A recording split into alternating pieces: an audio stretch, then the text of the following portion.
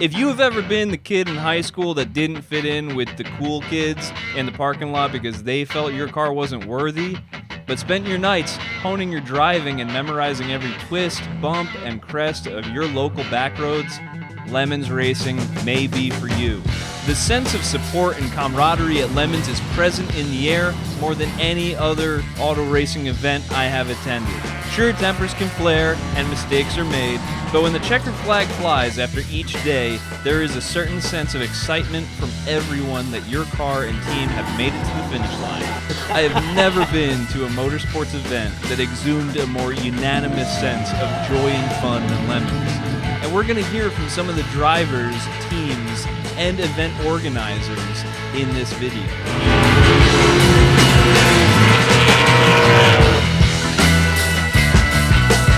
Yeah, I was walking through my backyard and looked down and I'm like, well, we all wear Crocs. It's kind of a thing, I guess. So it kind of looks like a Croc. We'll make it work. Those are not. Dog. No, these are. They I have are a dog. Oh no! I have a dog. Really big. And this is the equivalent of the dog ate my homework. So. We got the car in off of some guy in York. Bought it off a Facebook Marketplace for $300. It had no cats in it. We took it down the road and the guy just like left. So we showed back up and waited for him to come back and then To pay for it? yeah. So He just left. He just pieced out? Yeah.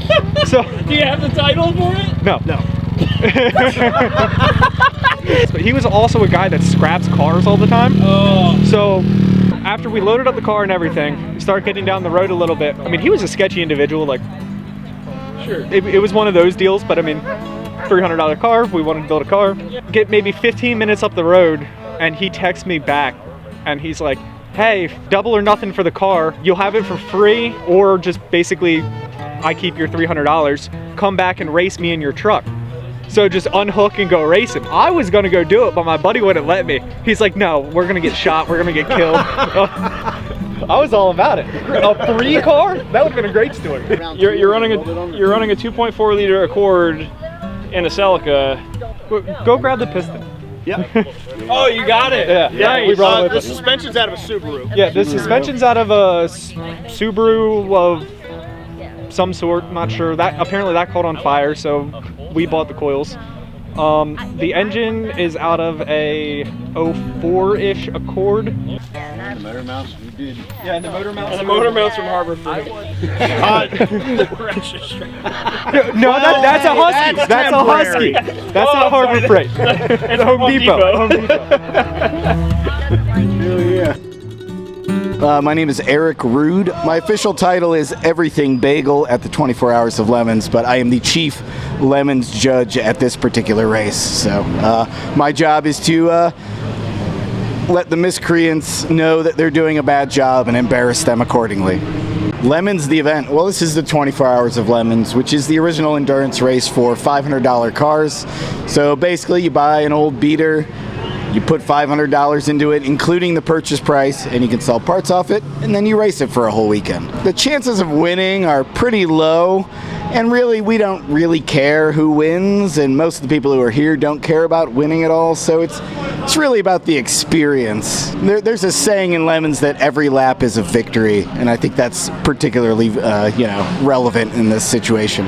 So we give penalties for numerous infractions on the track, like putting tires off into the part that isn't the track, so on the grass, spinning the car, having contact with another car, passing under yellow, speeding in the paddock, things like that. Those will get you in trouble because they mean you don't know what you're doing, and we figured out that the most effective punishment is embarrassing people. I picked up a bunch of really cheap romance novels from a thrift store once, and I made the teams recreate the cover of those ones. There's also NASCAR romance novels, and those were used a couple times. Like some of the classic ones are you have people write like they're writing on the chalkboard at school, I will not pass under yellow. You make them write it like 500 times on the car. That's classic. Or we will saran wrap somebody to the roof and make them apologize to the paddock as they drive around. So those are kind of the standards. The best reason to race Lemons is there's a really low barrier to entry. You can come live your race car dreams. You at a real racetrack in a car with a roll cage going around and around until it breaks, and then that's part of the experience as well. But the best part is just the chance to be able to do it.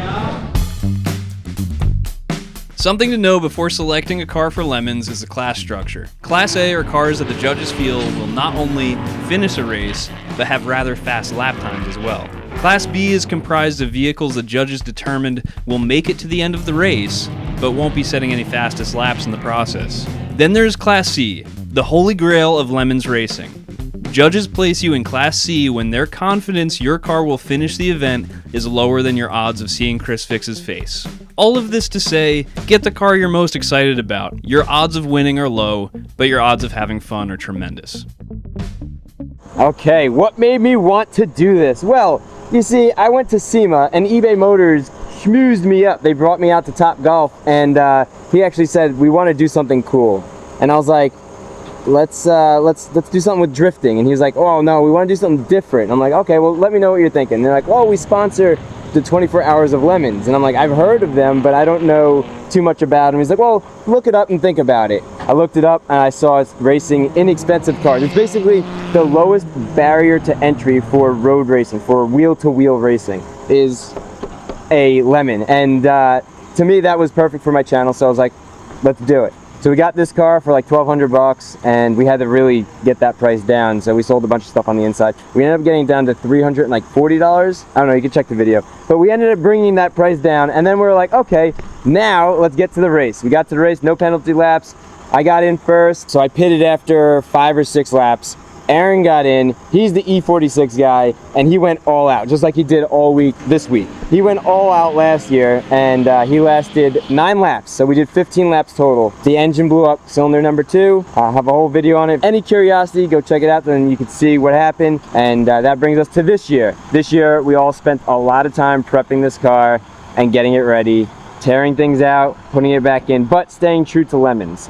So we did have a backup motor. It was not in here. Our junkyard motor that we got last year was in here.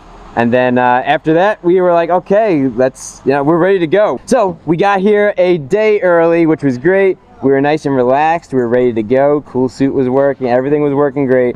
And then we destroyed. We ran 346 laps. Last year, we ran 15 laps. We finished the race. Last year, we didn't get past like 40 minutes on day 1. Everybody drove the wheels off. The car took it for almost 1,000 miles. We raced this car. It was hard on the gas, hard on the brake, and that's it. There's no in between, and the car took it. So the prep, I mean, it's all about the team, you know? Everybody worked so hard, and we killed it. The car did great, and I'm super happy. Hello everybody, I'd like to introduce the captain of Team Bad Idea Racing. Can you say your name fully in Norwegian, please? He understands he can't speak English too well. Bjørn Christian Heimdal Larsen fra Treungen I Telemark I Norway. Hi, I'm just Sam Klein. Nice to meet you. Bjørn? Ja. What made you decide to compete in Lemons? 15 år gammel så kjørte jeg en Volvo første gang. Det var en 240-serie. Og jeg kjørte veldig fort på grusvei og veldig gøy rundt omkring, ikke sant? Og jeg fikk den ideen at når jeg blir stor, så har jeg lyst til å kjøre racerbil så fort jeg kan med en Volvo. It's uncomfortable for us to share this, but Bjorn had a serious problem with hemorrhoids going into the summer of 1983, and that's why we actually race currently with a race seat, but we still have to give him hemorrhoid support that came from an original Volvo from 1983. What was the inspiration for a 740 turbo? Okay, så først så turbomotoren går jo mye fortere, og den har en intercooler foran, så den går, du får av veldig mye god effekt ut av eksosen, inn I turboen gjennom intercooleren. Så hvis du kjører en Volvo 740 uten turbo, så den går ikke I det hele tatt, det veldig treg. Så det måtte være en 740, og det måtte være turbo. So very simply, when we looked through the entire fleet of Volvos available, including all of the Polestar line, when that was previously its own company as part of Volvo, the 240 didn't have the supportive power we needed. So the 740 came with a turbo that was big enough, and since then we've replaced our turbo with that off of a Supra, because that was something that he felt would be appropriate to pay homage to his Norwegian and part Chinese roots. Walk us through the build process for the race car. Så Det første du måtte gjøre var jo selvfølgelig å lage en roll cage, som det heter.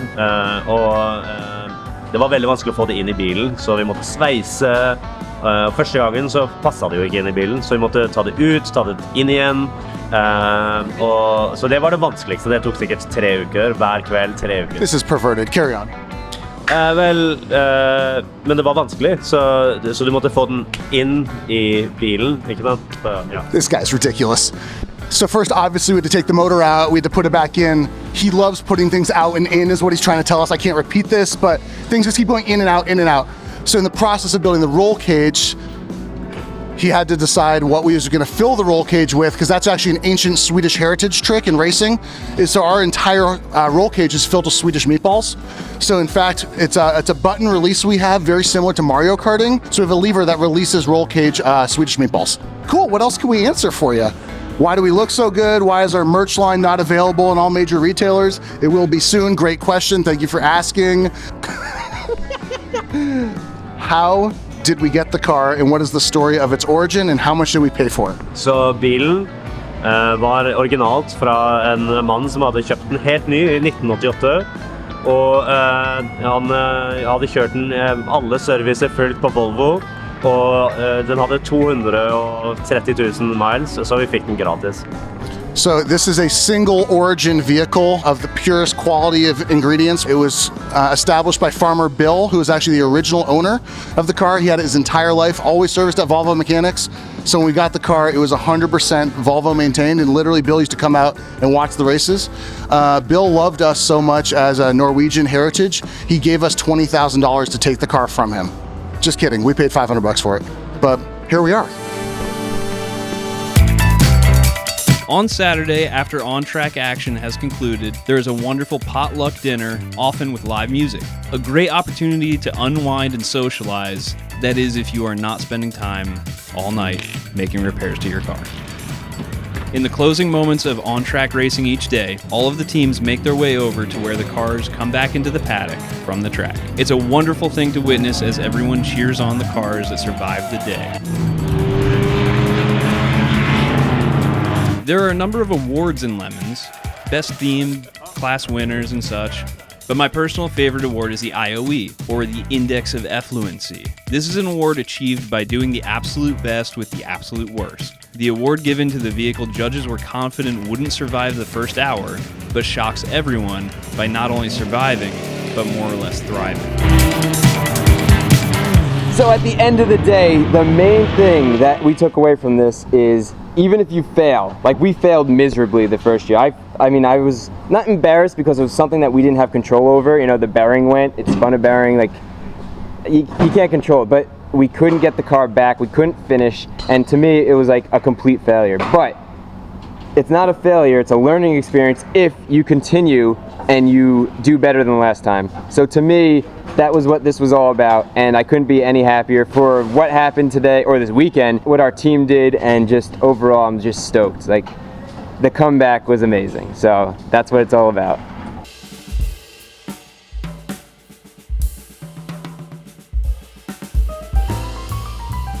After attending Lemons at NJMP, it is now on our calendars as a religious holiday. Link in bio, we got you right here. Subscribe, hit all the buttons, like, thumbs up, everything.